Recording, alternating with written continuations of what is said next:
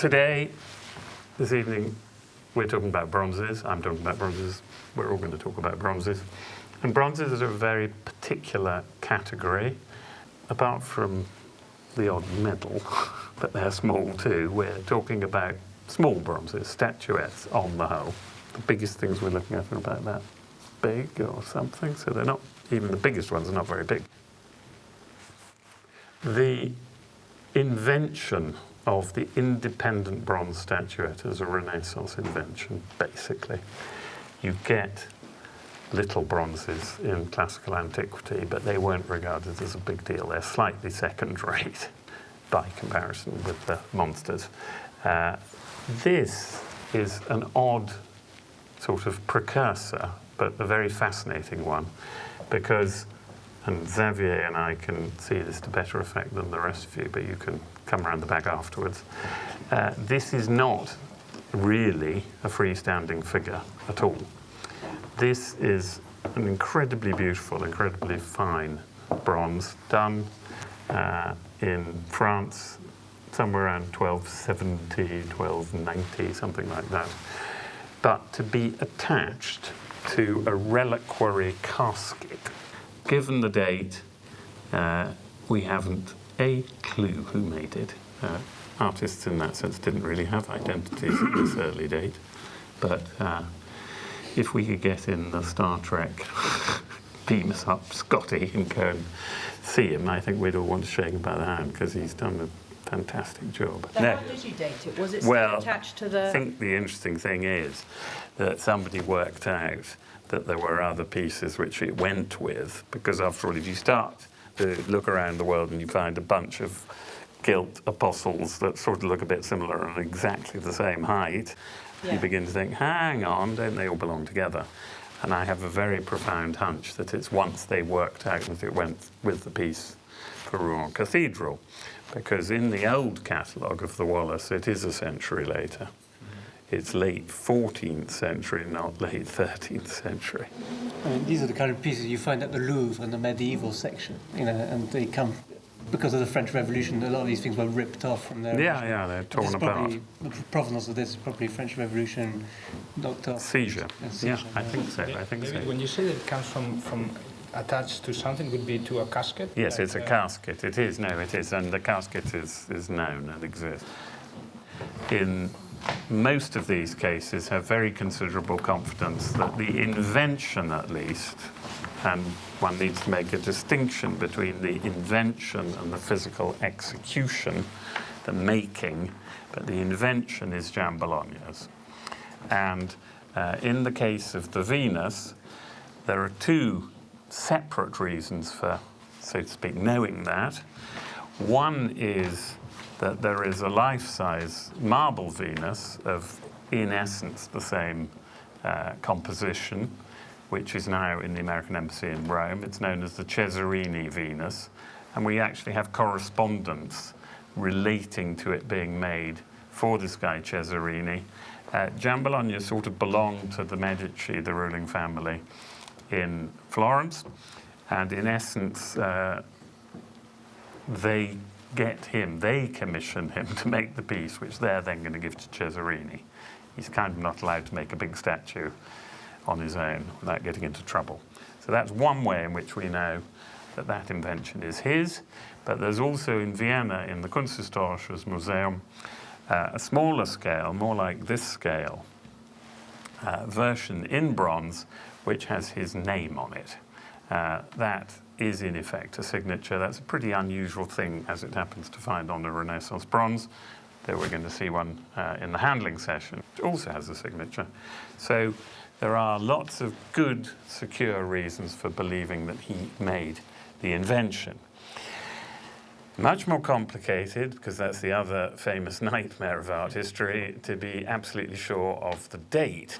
Well, the thing that everybody's pretty confident about is that it's not directly from Giambologna's time. So it's not coming straight out of his workshop. It's a later one.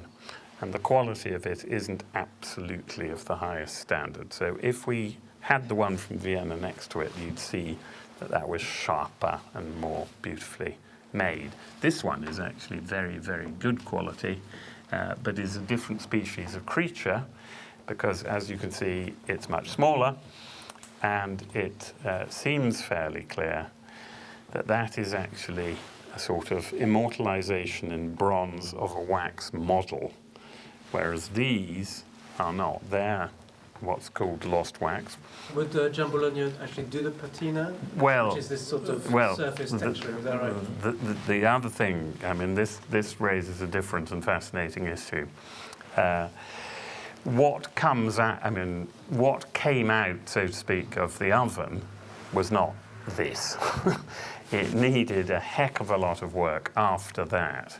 And there is, I think it's a letter, but in effect, Giambologna says, if you want to really, towards the end of his career, if you want to really top Giambologna, then you need to get this guy called Antonio Susini to do it for you.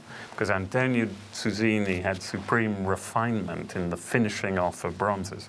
And if you look at the Giambologna models that precede the entry of Antonio Susini into Giambologna's workshop, they're not as refined as casts. And there were other people, incidentally, who invented the thing and got somebody completely different to cast it for them because they didn't have a clue how to do that. So it was completely delegated. Yeah, it was a sort of two-part process. This is the Giambologna rape of the Sabine woman. Okay, and there are sort of two major parts to the story. The first one is that he began by inventing a two-figure group, which is in bronze. And we know that was done around 1579. He then evolved a three-figure group, which is this idea, but that was designed, again, to be a marble sculpture, a monumental marble sculpture. And that was completed and installed in January of 1583. The bronze versions relate to that three-figure group, but again, as with many of these examples, there are pretty minimal differences. But what's very striking about this is that on one level, if you like, all figure sculpture is in the round, in the sense that, you know, it's a figure. But that doesn't really mean that it's all equally aware of the potentialities of looking at something from lots of different points of view. Although in the instance of a small-ish bronze, it's the other way around. We turn it. That's what we'd be expected to do, to turn it and look at it from different points of view. Anyway, the particularity of these sculptures, I'm sure you will see, is that they're also sculptures that are not just standing in a flat way. You know, they're already giving us a lot of spirals to play with.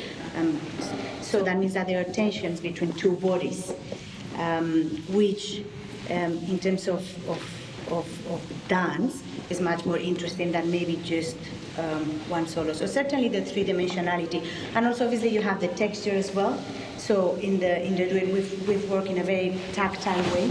So we're actually touching the bodies, not just a superficial way of touching. It's getting into the other body, you know, by using also the breathing, and then also the shapes can inspire you. So there are some moments that are straight, directly related to the sculpture. We have the male character blowing as well. So those are little details that are now introduced into the movement itself as well.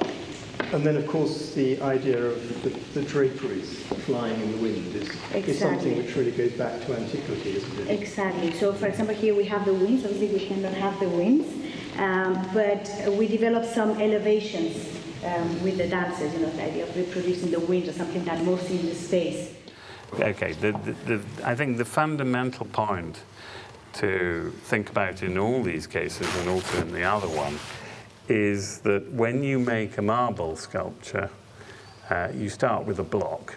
So you have a form, and you remove from that shape in order to, as it were, find your sculpture within it.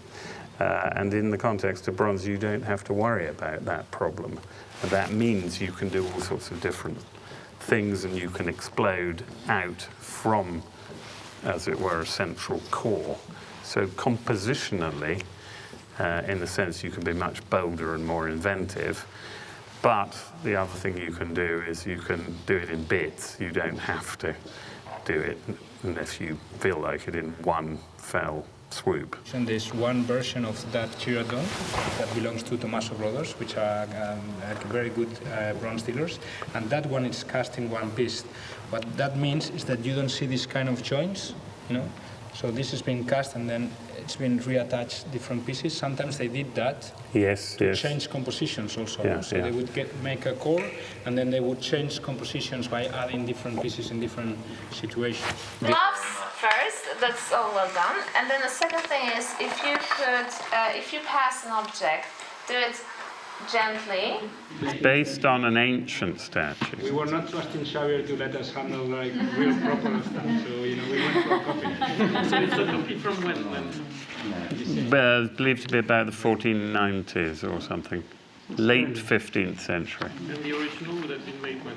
Well, no, there's an ancient model, which is a classical model.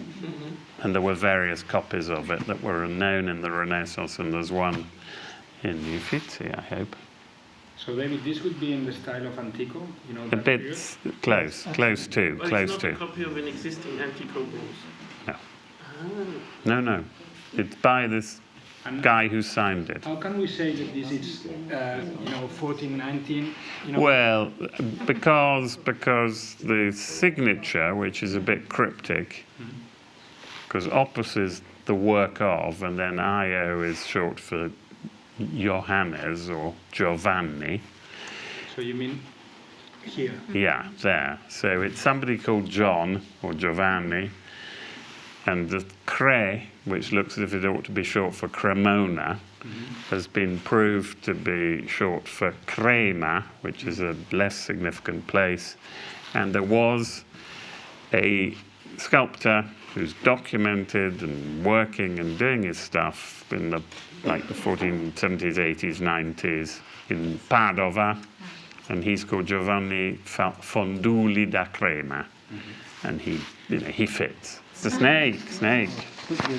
What do you think was the function of this bronze?